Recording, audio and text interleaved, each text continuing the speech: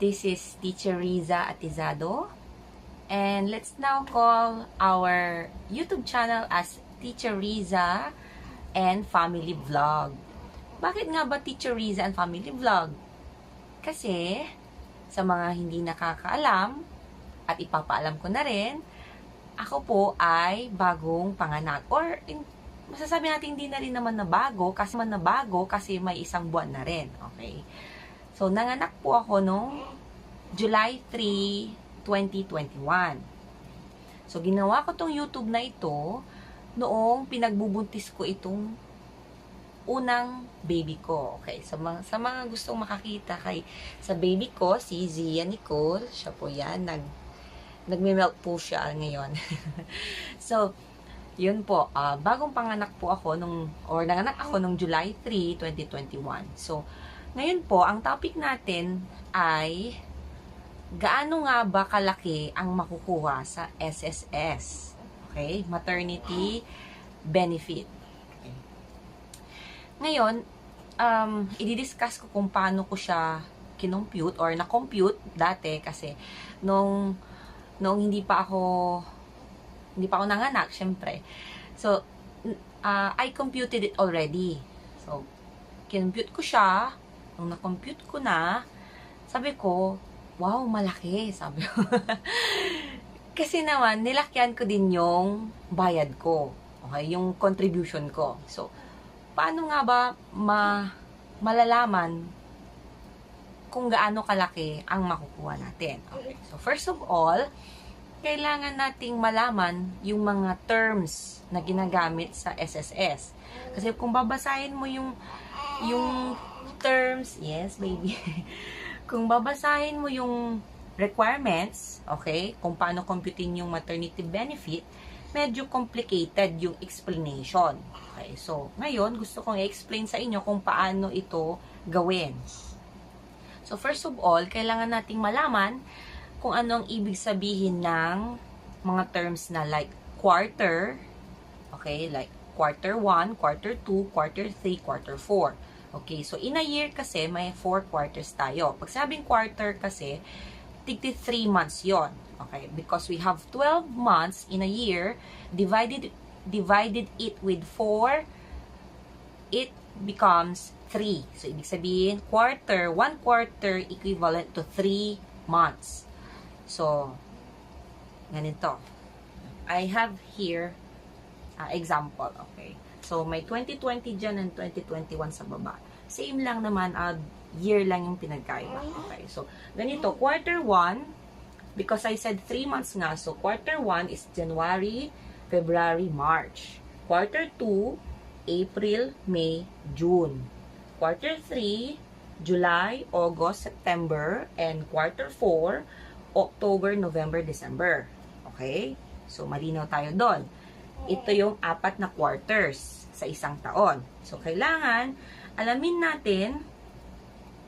mo, as ikaw yung pregnant woman, kailangan alam mo kung kailan papatak or kailan ka manganganak. Anong buwan. Okay? Importante yon. Malalaman mo din naman yun sa ultrasound mo, di ba? So, ako, nalaman ko, nung nagpa-ultrasound ako, pumatak yung aking expected delivery date, EDD. Okay, ang expected delivery date ko noon ay July. Okay, so, wag mo nang pakialamanan kung anong date, anong araw. Basta yung month ang importante. So, July ako. So, 2021, July. That was last month. Kasi August na ngayon. Okay? So, yun yung unang-una nating dapat alamin ngayon. Yung quarters. So, may 4 quarters sa isang taon. Next na kailangan nating alamin ay yung term na semester of contingency. Okay? Ano ba yung semester of contingency? Yung semester of contingency, ito yung 2 successive quarters ending in the quarter of your contingency. Ibig sabihin, yung dalawang semester of contingency, 2 quarters yon. Okay? Kasama, yung isang quarter doon, yun yung quarter kung kailan ka manganganak. Okay? Kung anong buwan. Tapos yung isang quarter naman, yung previous quarter mo. Okay? So, paano ba yun? For example, ako, sabi ko, July ako, di ba? So, nasa quarter 3 ako. So, pag sinabi natin, semester of contingency, yung isasama mo, yung quarter mo, which is quarter 3, and then, yung previous quarter, which is quarter 2. So, ang semester of contingency ko ay quarter 2, okay, and quarter 3. Okay, quarter 2, quarter 3. Yan yung semester of contingency ko. Ibig sabihin yan, hindi ka na pwedeng, or magpapahid ka din naman, maghuhulog ka rin naman, pero dito sa dalawang quarters na to ay hindi na nila isasama sa pag-compute ng maternity claim mo. Okay? Tandaan ha, ang semester of contingency, it is excluded from the computation of your maternity claim. Okay? Kung nagbayad ka man dito sa April, May, June, July, August, September, like that, hindi na nila i-compute yan. Hindi nila isasama sa computation mo. Okay? Tandaan. Next, ang sunod naman na kailangan malaman ay yung 12-month period prior to your semester of contingency. Ngayon, alam na natin yung semester of contingency, di ba? Sa akin, ang semester of contingency ko ay quarter 2 and quarter 3. That is April 2021 to September 2021. Ibig sabihin, yung 6 na buwan na yan ay hindi na kasama sa computation nga, as I said a while ago. So, yung 12-month period na sinasabi, previous to this semester of contingency, yun yung magbibilang tayo ngayon ng 12 months pabalik. Okay? Pabalik. Kasi prior, ibig sabihin, bago pa dumating tong semester of contingency mo. Okay? So, here, dito tayo mag-start. Magbibilang tayo ngayon ng 12 months. So, from March, February, January, December, like that. Okay, let's count. 1, 2, 3, 4, 5, 6, 7, 8, 9, 10, 11, 12. So, hanggang April. So, ang aking 12-month period ay from April or quarter 2 ng 2020 to quarter 1 ng 2021. Okay? So, kung bibilangin natin yan, 12 months lahat yan. 1, 2, 3, 4, 5, 6, 7, 8, 9, 10, 11, 12. So, ito yung 12 month prior to your semester of contingency. Ngayon, bakit natin kailangang alamin to? Kasi dito mismo magbabase sa 12 months na to, dito magbabase ang SSS kung paano i-compute ang maternity claim ng bagong panganak na mother. Okay? So, dito mismo sa 12 months na to, kailangan nakahulog ka at least 6 months. Okay? 6 months. Kasi dati 3 months ang sinasabi nila, pero I think because of the expanded ano bang pangalan ng load? Expanded SSS maternity benefit, ginawa na nilang 6 months dapat. Bakit nila ginawa 6 months? Kasi lumaki din yung makukuha ng isang babae or isang mother. Okay? So, 6 months dapat yung kailangan mahulugan within this 12-month period prior to your semester of contingency. Okay? So, for example, nakapaghulog ka ng April or nahulugan mo lahat yan. Okay? Kapag nahulugan mo yung 12 months na yan, kukunin lang nila dyan, i-base nila yung computation mo sa 6 highest na hulog mo. Okay? So, for example, naghulog ka dito ng April, May, June, ng, yung highest one, which is, I think, 20,000 yung monthly salary credit na pinakamalaki. Okay. So, example, dito yung malaki, yung 6 na malaki. So, yan na mismo yung kukunin nila. Okay. Yung iba naman, kunwari dito yung pinakamalaki mo, tapos dumiit yung bayad mo kasi kasi nga, di ba, pandemic. So, maliit lang yung bayad natin. So, ibig sabihin, dito malaki, tapos dumiit, tapos malaki ulit yung hulog mo. Kasi alam mo, buntis ka na rin. Pwede yun. Okay?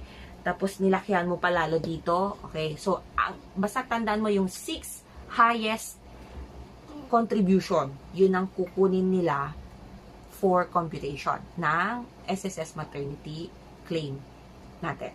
Okay?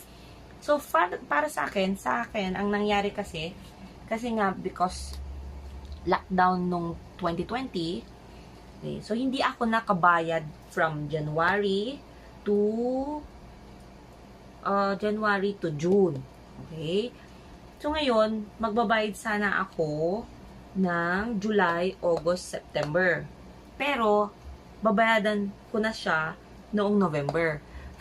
Doon din ako nagkamali kasi, syempre, alam nyo na, first time mom, so, marami tumatakbo sa isipan ko. So, nalimutan ko na rin na magbabayad sana ako noong July, August, September.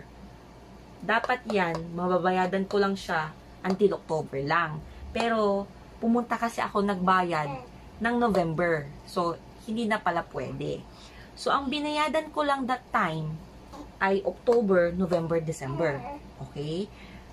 That time, ang bayad nun ay 840. Ang binayadan ko per month ay 840. Okay? Yun din yung isang pagkakamali ko. Okay? So, sa mga buntis dyan at gustong makakuha ng malaki-laki from SSS, kailangan nating lakihan yung ibabayad natin, yung i-contribute natin. Kung kaya natin yung pinaka malaki, yung maximum, I think the maximum now is 2,400. Like that. Okay. So, yun ang ibabayad mo dapat. Kasi worth it naman yung ibabayad mo, makukuha mo siya din na malaki-laki sa end, kapag katapos mong manganak. Okay. So, yun nga sa akin, medyo nagkamali ako ng pagbayad. 840 lang per month yung nabayad ko. So, yun. From October, November, December, 840 lang each month yung nabayad ko. And then, nung nag-search ako kung paano yung pag-compute like that, sabi ko sarili ko, sayang, sana nilakyan ko pa para mas lalong lumaki yung makuha ko. Pero, yun nga, tapos na kasi. So, ang ginawa ko na lang, nilakyan ko yung next or yung last 3 months. Diba, remember, ang 12-month contingency ko ay from April to March ng 2021. So, meron pa ako natitirang, may pag-asa pa ako. Meron pa ako January, February, and March. So, ang ginawa ko dito, nagbayad ako dyan ng yung pinakamataas talagang payment or contribution sa SSS. That time, 2,400 yung binayad ko. I think, nakalimutan ko na, sorry. Basta 2,000 plus, yun yung pinakamalaki. Okay. So, yun. And then, nag-aalangan pa nga ako nun kasi nag-aalangan pa nga ako nun na baka hindi ako makakuha kasi nga hindi ako nakapagbayad ng January hanggang September na. So, ang nabayadan ko lang, as in, ang nabayadan ko lang ay October, November, December, January, February, March. Yan lang yung nabayadan ko within my 12 month prior to my semester of contingency. Okay. Pero dito naman, nagbabayad naman na ako dire-diretso dyan. Okay. Dito lang talaga. Dito lang ako nagbayad from that moment. Okay. So, nag-aalangan ako baka sa buong 2020 ko, ang binayadan ko lang October, November, December. Tapos itong 2021, diretso naman ako nagbabayad nga. So, nag-aalangan ako, baka hindi ako makakuha. So, yun naman, thank God, nung pumunta akong SSS, nag-process ako ng mga papers ko for my claim. And, wala naman silang sinabi na rejected ako. So, ibig sabihin, makakakuha ako. Kasi sabi sa akin naman, after ko mag-process, pakihintay na lang po after 1 month. yung claim nyo sa inyong bank, sabi niya. So, nasiyahan ako kahit papano kasi alam kong may makukuha ko. Pero hindi pa ako sure kung tama ba yung computation ko that time. Tapos, nung nalaman ko na, nung nakuha ko yung claim, masaya ako kasi tama naman yung computation ko. And, yun nga, kasi yung masaya ako kasi malaki yung nakuha ko. So, yun. Ang gusto ko lang sabihin is, kung gusto nyong makakuha ng malaki from SSS, kailangan nyo ding magbayad or mag-contribute ng malaki. Okay? Give and take lang yan. Magbibigay ka, babalik din sa'yo. Pero, ilang beses pang kalaki yon. Kasi, imagine, nagbayad lang ako nun. I think 7,200 yung bayad ko dito sa tatlong to. Tapos, 840 times 3.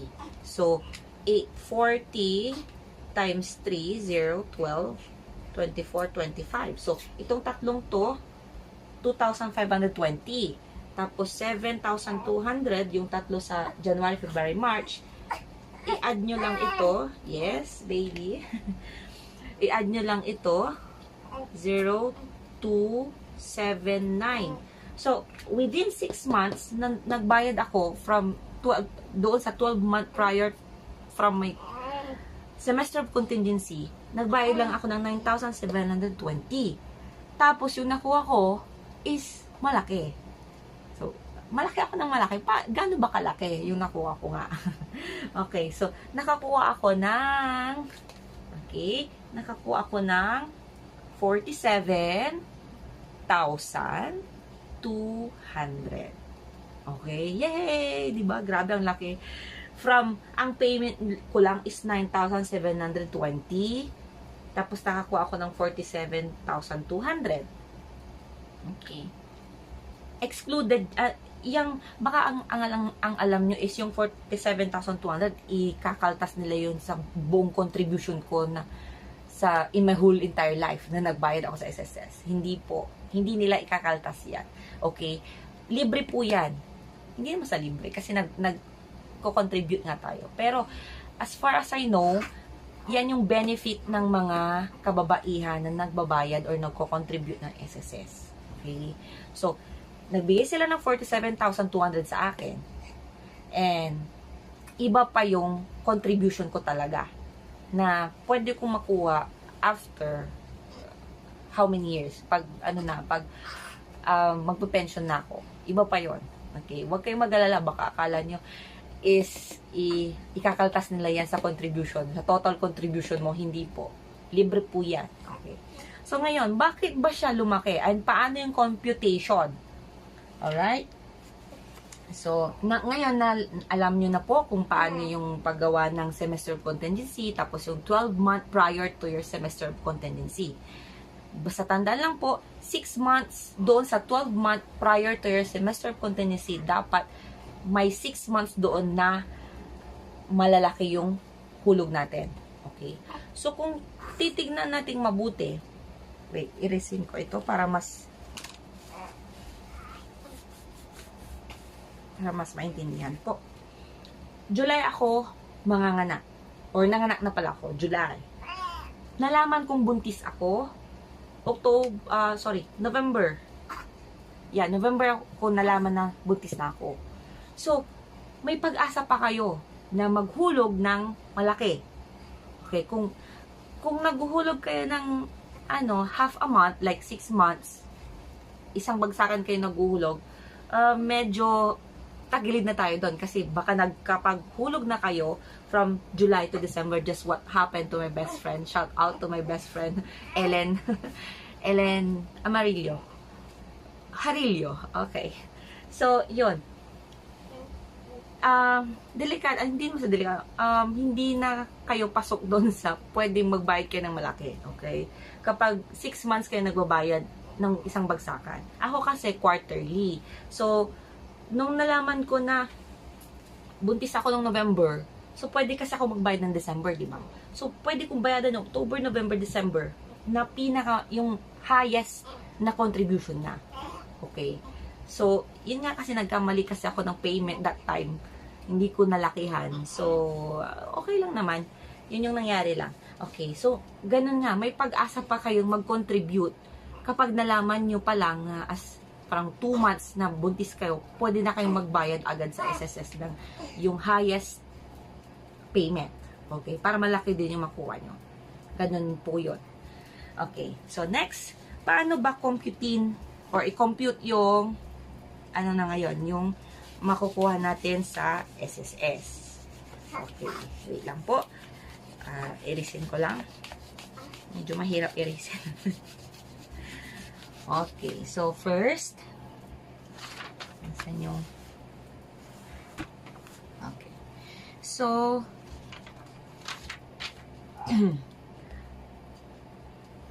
yun. Kailangan mong makuha yung payment, kung magkano yung payment mo, tapos yung equivalent monthly salary credit niya. Okay.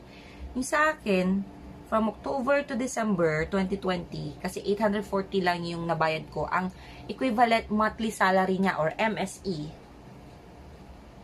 monthly salary credit, ang equivalent MSE nung 840 ay 7,000. Okay, so 7,000 each month. So from October, 7,000 monthly salary credit po yun, ha. Tapos October 7,000 ulit ng November, and 7,000 ulit ng December.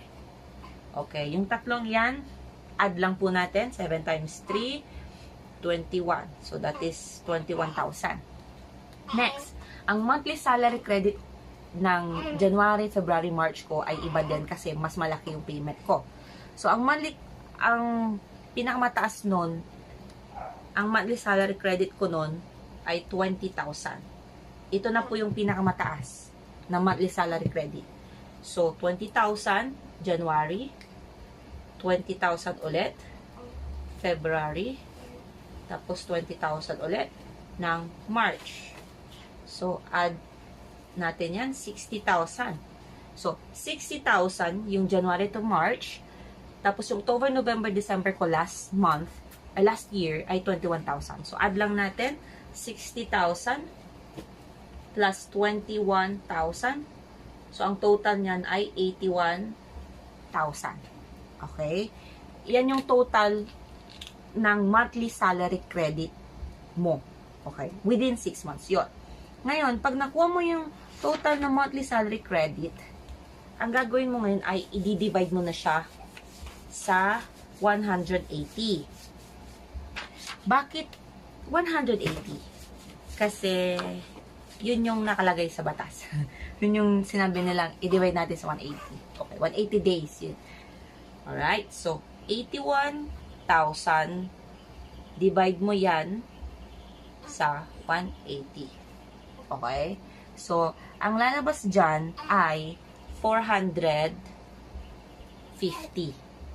Okay? Ibig sabihin ng 450, yan yung daily.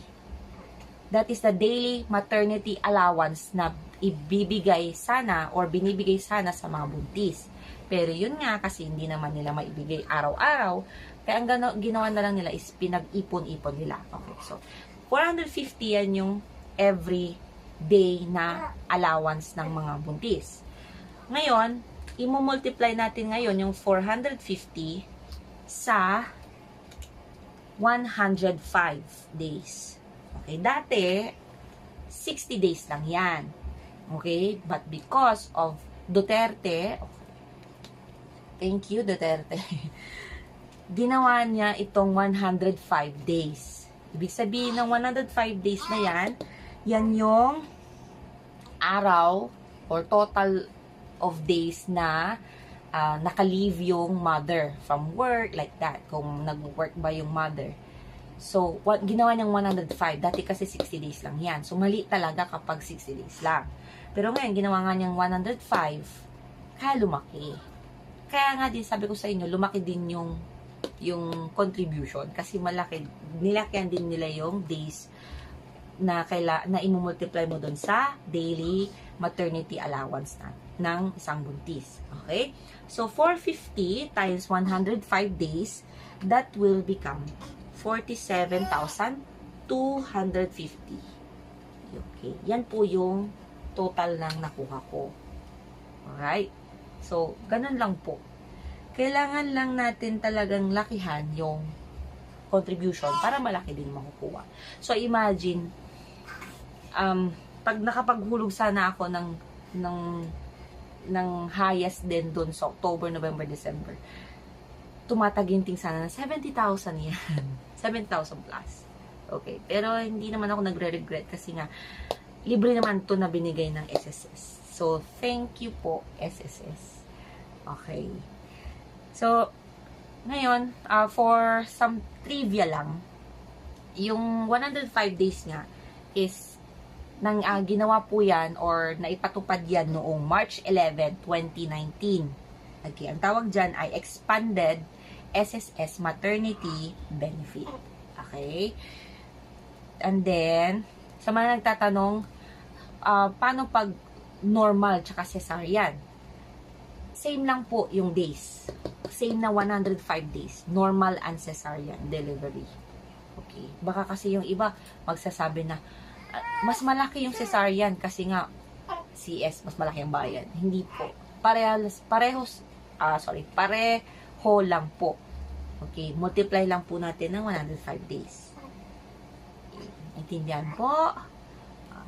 Ngayon, ano naman po yung mga requirements kapag mag-claim na tayo ng SSS maternity benefit natin. Okay.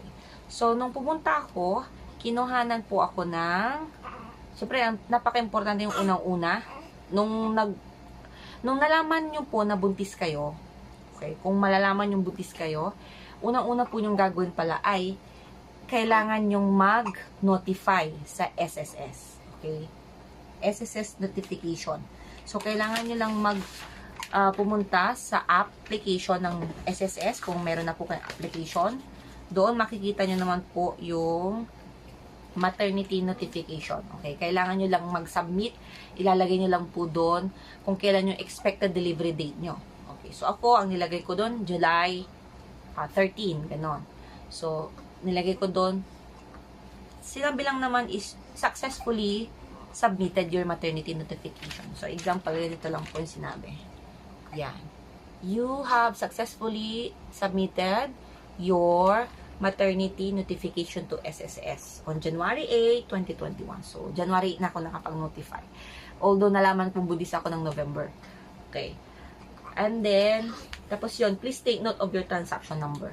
So, ito, I screenshot it from my cell phone. Tapos, I printed it. Pero, yun pala, nagpasa din sila sa Gmail ko. So, ang binigay ko na lang na sinubmit is yung sa Gmail ko. Hindi ko na po na-print. Okay. Pero, ganito lang din po yung nakalagay. Okay. Ganyang information din lang.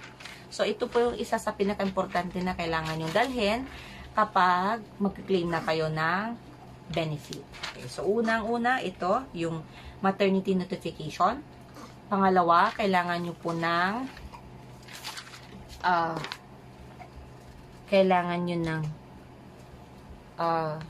bank slip. Okay. Kailangan yung bank slip po ay nakapangalan mismo sa inyo. Okay. Kailangan, kunwari, ang pangalan mo as pregnant woman na kukuha nga ng maternity benefit ay Riza Atizado. Okay. So, kailangan yun din yung nakalagay doon sa bank slip mo, doon sa bank account mismo. Hindi pwedeng doon sa bank account mo is yung nung dalaga ka pa. Hindi po pwede yon. Kailangan kung ano yung pangalan mo talaga ngayon as married woman, yun talaga yung nakalagay doon sa bank slip. Okay? Tapos, kailangan din po ng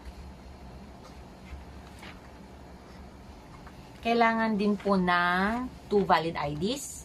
Kung wala po kayong SSS ID or UMID ID, 2 valid IDs po. Pero kapag meron naman kayong SSS ID or UMID ID, yun na lang. Kahit isa lang ang ipapasa nyo. Photocopy po. Okay? No need for the original. And then, pangatlong kailangan, importante din ay yung birth certificate ng baby, syempre. Kasi yun yung proof na nanganak na kayo. So, yung birth certificate, hindi naman kailangan na galing sa PSA agad. Pwedeng galing sa munisipyo. Yung, di ba, magre-register tayo ng paper ng ating newly born baby sa munisipyo. So, yun. Meron ba ako dito? Okay, basta yung paper na yon, kailangan nyo po itong ipa-certified true copy. Okay, yun po yung tinatanggap ng SSS, yung certified true copy na galing sa munisipyo. Okay, so kailangan nyo ipa-certified true copy. Sa amin, worth 70 pesos yung pag-certified true copy nung paper ng aming baby. Okay? So, siguro sa inyo, mga ganun din. Wala sigurong 100 pesos. Okay? And then next is mag-fill up kayo ng maternity form 2. Okay? Mat 2, sabi nila. Ito yon. Ganito po yon. Ito, dinownload ko lang po tapos print ko. Pero doon, pag pupunta po kayo sa SSS talaga, bibigyan kayo ng copy ng ganito. Okay? So, nakalagay dyan, to be filled out by member. So, yung syempre, yung SSS number, kailangan yan. Date of birth, mga personal information ng nanganak. Okay? Tapos, susunod, yun lang. Opo, yun lang naman. Okay? Ilalagay nyo pa, din pala dito kung ano yung bank account nyo. Okay? Tapos, kailangan tama yung bank account nyo, bank name, saan yung address ng bank nyo, kung saang branch kayo kumuha. Okay? Yes, baby. Opo. And then, yun, ibibigay nyo doon sa agent, sa SSS mismo, tapos sila na ang mag-approve ng bank. And, isa po pala, mabuti na lang po at may data ako noon, kasi, nung pinag-fill up po ako, tapos sabi sa akin, kailangan yung bank account ko, kailangan malagay ko na siya kaagad through online. Doon sa online page mismo ng SSS. So, yung bank disbursement ang tawag doon.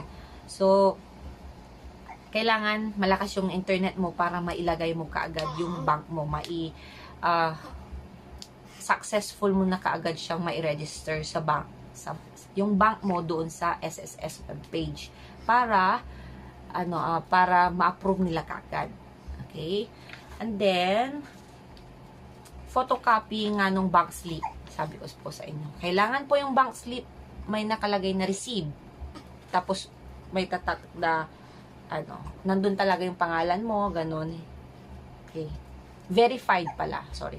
So, kailangan verified yung nakalagay doon sa bank slip. Hindi lang siya receive. Kasi sa akin, ang nangyari, tinatakan lang nila ng receive kasi yun yung nagkaroon pala ng problem. Hindi nila mailagay agad-agad yung dineposit ko. So, ang nilagay lang nila is receive. So, nagkaroon pa ng konting problema. Pero, konting-konti lang naman.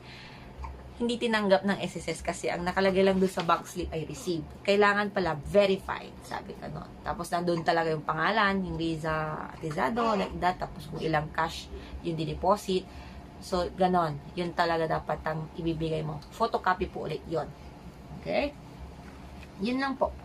And then, nung pagkatapos ko mag-process, sabi sa akin, 1 month ko siyang hihintayin. Pero, hindi po 1 month. Gano'ng katagal. Hinintay ko lang po siya ng 1 week. 1 week mahigit. Okay. So, pumunta po ako ng July 14. Tapos nakuha ko siya naipasok na nila ng July 22. Pero kasi 22 is Thursday, tapos ang business days lang ay 3 days. So hindi ko kaagad nakuha ng 22 Thursday. Nagbilang pa ako ng 3 days. After 3 days kasi yon. So Thursday, Friday, tapos Monday. After noon, Tuesday nakuha ko na siya. Okay, nag-appear na siya kaagad sa aking bank account. Okay, online na po yun. Hindi na kayo kailangan pupunta pa sa SSS. Yun po yung Yun po yung kagandahan ngayon, kahit pandemic, kasi lahat online na. So, mabilis lang. Okay, hindi na kayo pipila. So, yun lang po ang maibabahagi ko. Kung may mga comment po kayo po, willing po ako mag-reply. So, just comment down below yung mga question and suggestion, or hindi pala suggestion, questions nyo po tungkol sa pag-claim ng maternity benefit, pag-compute ng inyong possible maternity benefit din in the near future na pag nanganak na kayo. Okay, willing po ako sumagot. Just comment down below. Yun lang po. And kasi yung baby ko is gising na. So, yun lang po. Thank you. And sa susunod na vlog ko po, baka isasama ko na si baby. Bye-bye. Thank you for watching. Please subscribe, share, and